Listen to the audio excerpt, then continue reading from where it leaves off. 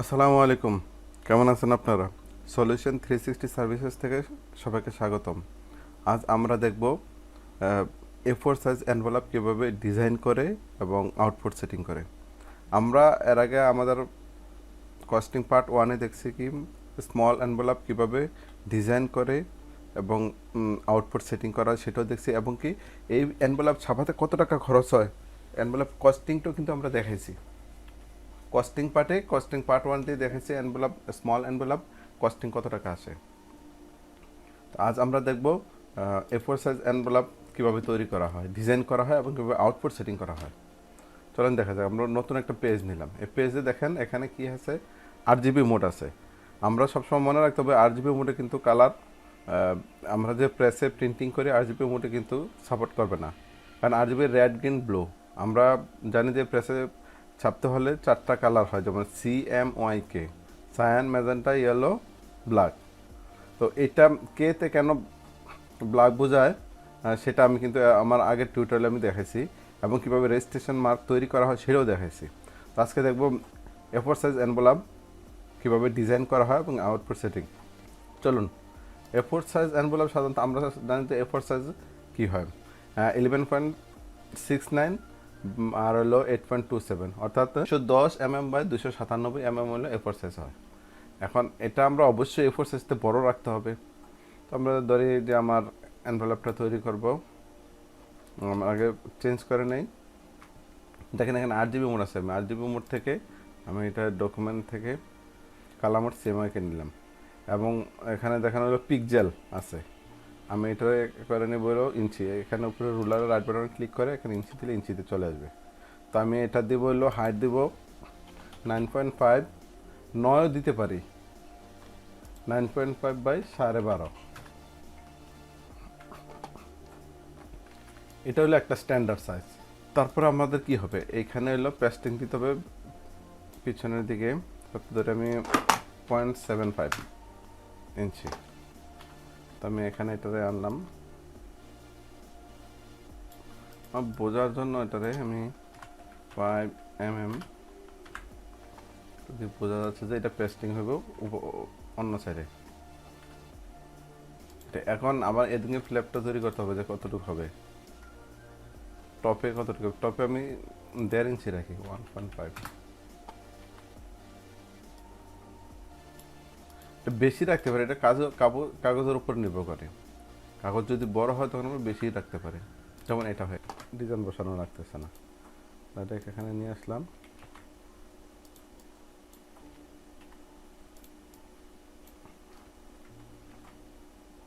এটা ছোট জন্য এটা বড় করে দিলাম, 20% বড় করে দেব, 120। ফন্ট সাইজ কত হচ্ছে, না এনাফ। এটা আমি এখানে বসে দিতে পারলাম। যে এটা হলো আমার এনভেলপটা, এখানে দিতে পারি বা বিভিন্ন লেখা অনুসারে যে উপরেও দিতে পারে। আমি নিচে দিলাম, যেহেতু আমার ধারাবাহিকতা রক্ষা করলাম, আমি নিচে দিলাম এখানে। এখন আমি ল্যাপে কালার দিয়ে দিই, অরেঞ্জ কালারটা। এখন আমি এটা রেডি করলাম। এখন আমার অন্য পার্ট যেটা পেস্টিং হবে, এটা আমি 2টা ভাগে ভাগ করে নিই, ভাগ 2। অর্থাৎ এটা একদিকে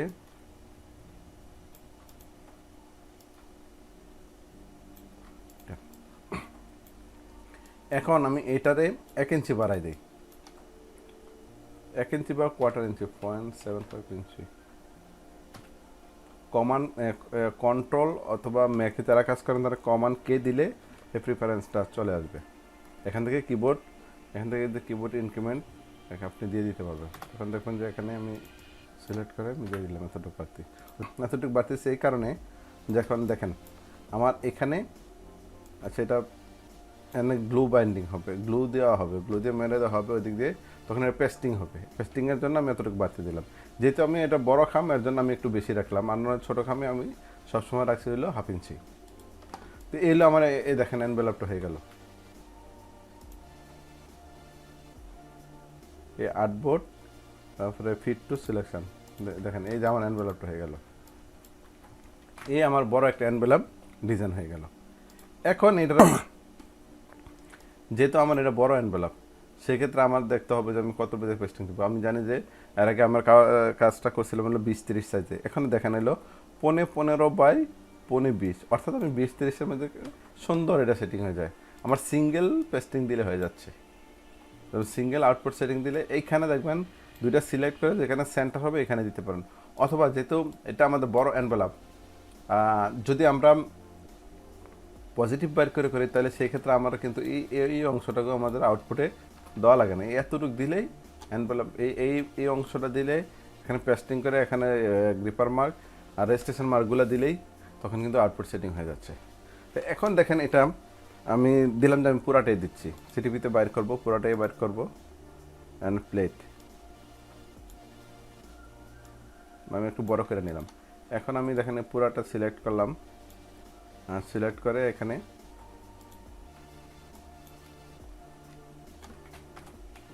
লাইনের প্রত্যেকটা একই রাখি 0.3। এখন ধরে প্রত্যেক সিলেক্ট করে এখানে সেন্টার কোনটা কন্ট্রোলে সিলেক্ট করলাম, কন্ট্রোল ভি দিলাম, এখানে লাইন আসলো, তখন এখান থেকে আমি এখানে কেটে দিলাম যে এইখানে আমার পেস্টিংটা করতে হবে। আমি যদি ডকুমেন্ট সাইজটা তৈরি করে নিই যে একবারে আমার কত আছে যে 15 সাইজ হবো 15/20, তাহলে দেখেন এটা হলো আমার প্লেটার। তখন সেক্ষেত্রে আমি এখানে নিয়ে আসলাম, আর এটা গাইডলাইনটা আমি মুছে দিই, ক্লিয়ার গাইডলাইন, আবার নতুন করে গাইডলাইনটা দিই, কন্ট্রোলে এখানে গাইডলাইন দিলাম, এই সেন্টার সামনের দিকে নিয়ে আসলাম। আমি ডকুমেন্টটা বড় রাখলাম আমার সুবিধার জন্য। এখন আমার রেজিস্ট্রেশন মার্কগুলো নিয়ে আসি। আমি এর আগে কীভাবে রেজিস্ট্রেশন মার্ক তৈরি করা হয় এগুলো কিন্তু দেখাইছি, সেক্ষেত্রে আমার এখানে তৈরি করে রাখছি আগে থেকে। এটা আনলাম, আনার পর হলো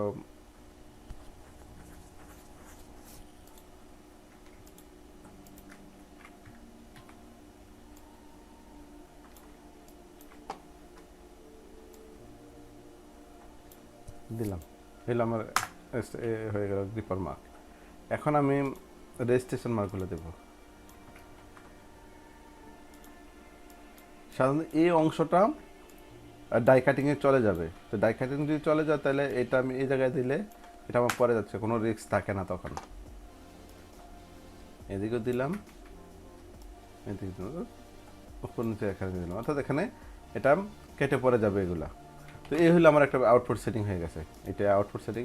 এখন দেখেন এইখানে আমি ডাই কাট করব, কিন্তু এটা যেই যতটুকু ডাই কাট করা হবে ততটুকু দিলে কিন্তু হবে না, এটা বাড়তি রাখতে হবে। তো আমি এইটার একটা আউটলাইন রেখে দিই এখানে, এই লাইনটা যেটা ডাই কাটে আসবে, যেটা আমার আউটপুটে ব্ল্যাকে অনলি শুধু ব্ল্যাক, এই লাইনটা হলো শুধু ব্ল্যাকে দিচ্ছে, এখানে এটা চেঞ্জ করে নিই, অনলি ব্ল্যাক।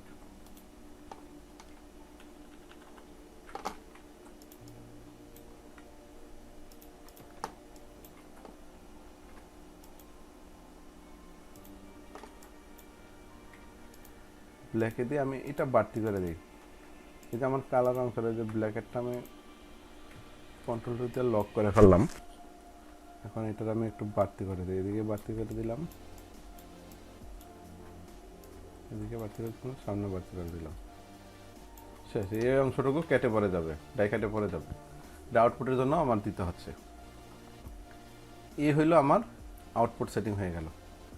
এখন দেখেন কী করতে হবে, আউটপুট সেটিং হয়ে গেল, তাহলে আমি কন্ট্রোলে তারপরে ক্রিয়েট আউটলাইন টাইপ থেকে ক্রিয়েট আউটলাইন, অর্থাৎ ক্রিয়েট আউটলাইন বলতে বোঝা যাচ্ছে যে আমার এই যে টাইপগুলো এখানে হলে টাইপ আছে, এখানে এটা আউটলাইন হয়ে যাবে। কারণ যখন আমি যেখানে আউটপুট দেব সেখানে হয়তোবা আমার এই ফন্টটা নাও থাকতে পারে, ফন্ট মিসিং হতে পারে, এর জন্য আমাদের সবসময় আউটলাইন করে দিতে হয়। যেমন ক্রিয়েট আউটলাইন করে দিলাম, এটা দেখেন এখন আর টাইপ নেই, সব আউটলাইন হয়ে গেছে, সব আউটলাইন, টাইপ নেই। ক্রিয়েট আউটলাইন করে এটা একটা গ্রুপ করে নিয়ে কন্ট্রোল জি দিলে গ্রুপ হয়ে গেল। তারপরে এখান থেকে আমি এটা গাইডলাইন ক্লিয়ার করে ফেললাম। এখন এটা আমি সেভ দিতে পারি, সেভ এস ডেস্কটপে দিলাম ইপিএস,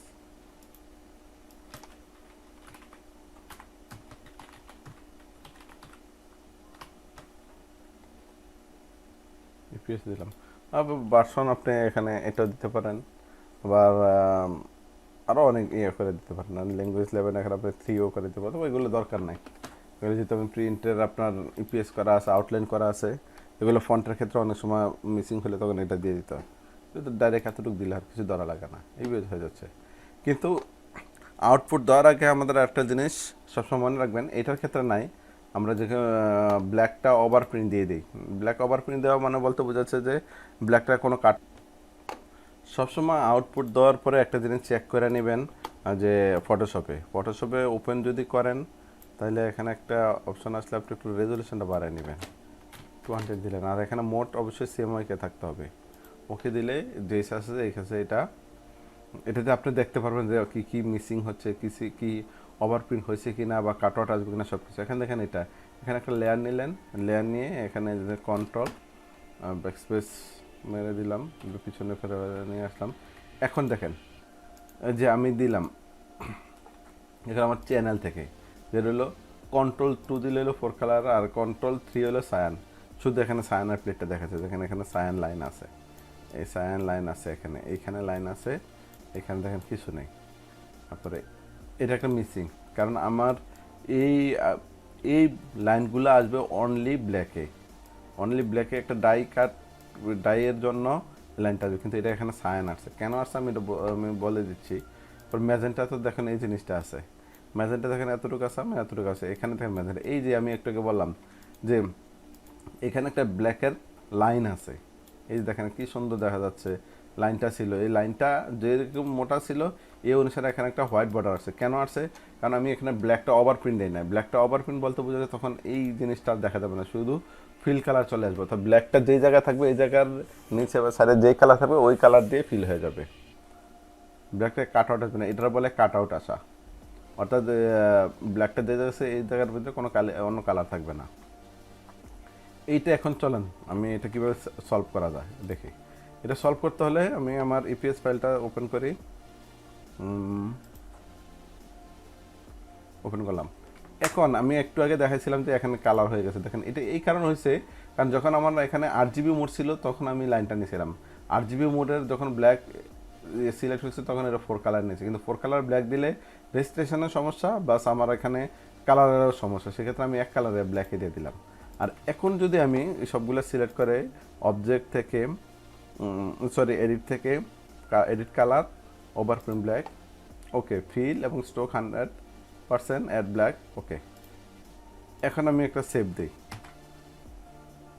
আমার ইপিএস ফাইলটা। এখন আমি দেখেন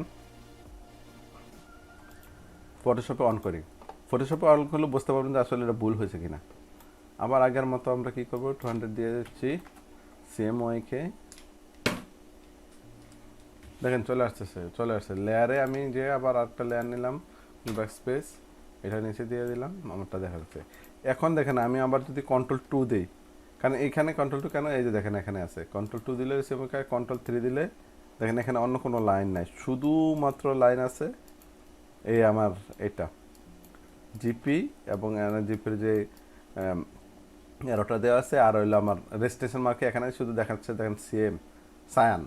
আমি যদি ম্যাজেন্টা দিই দেখেন ইয়েলো দিলে ইয়েলোটা, আর ব্ল্যাকে দিলে কে, অর্থাৎ সবগুলো আছে। ব্ল্যাকে দেখেন এখন সব জায়গায় লাইন আছে, পুরোটা লাইন আছে ব্ল্যাকে, এই দেখেন আগে দিকে পুরো লাইন আছে ব্ল্যাকের। চিকন দিছি তো এর জন্য দেখতে একটু সমস্যা হচ্ছে, দেখেন এখানে লাইনগুলো আছে, কিন্তু ইয়েলোতে নাই।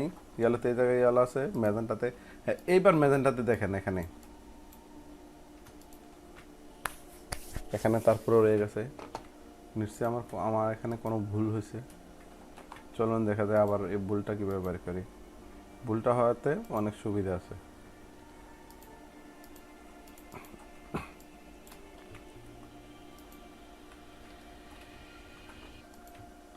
ও আমার এটা লক করা ছিল, এর জন্য এটা ওভারপ্রিন্ট হয় নাই। সবসময় আউটপুট দেওয়ার আগে আনলক করে নেবেন। এখান থেকে দেখেন অবশ্যই আনলক টু অল, এটা শো অল, আনলক অল, এগুলো করে তারপর আপনি দেবেন। আমি যদি এখানে কোনো একটা এখানে যদি হাইট থাকতো, এখানে লক থাকতো, তখন সেক্ষেত্রে কী হবে, আপনি অবজেক্ট থেকে এখানে যাম শো অল, এখানে যাম আনলক অল, এইবার আপনি কন্ট্রোলে যে সিলেক্ট করে এডিট কালার, ওভারপ্রিন্ট ব্ল্যাক, ওকে, এবার সেভ দেন।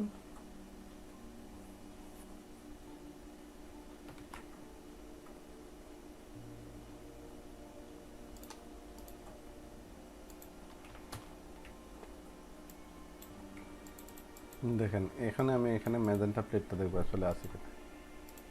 দেখেন এখন কোনো লাইনে আসতেছে না, অর্থাৎ এটা হলো ওভার প্রিন্টে আসলে হলো ফিল কালার যেটা থাকবে এটাতে ফিল হয়ে যাবে, তখন আর আমার কোনো টেনশন হবে না যে কাটবো একটু এদিকে পড়বে ওদিকে পড়বে, সেক্ষেত্রে তখন হোয়াইট অংশ চলে আসতো।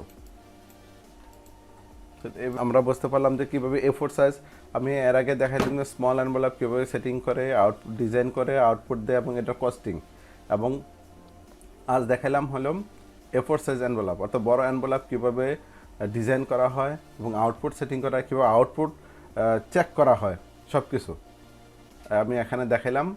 তো আশা করি আপনাদের টিউটোরিয়ালটা অনেক উপকারে আসবে। যদি আমার টিউটোরিয়াল উপকার আসে অবশ্যই আমার চ্যানেল সাবস্ক্রাইব করতে ভুলবেন না এবং লাইক দিবেন, শেয়ার করবেন, যাতে অন্যরাও এর আউটপুট সেটিংগুলো পেয়ে তাদের অনেক উপকার হয়।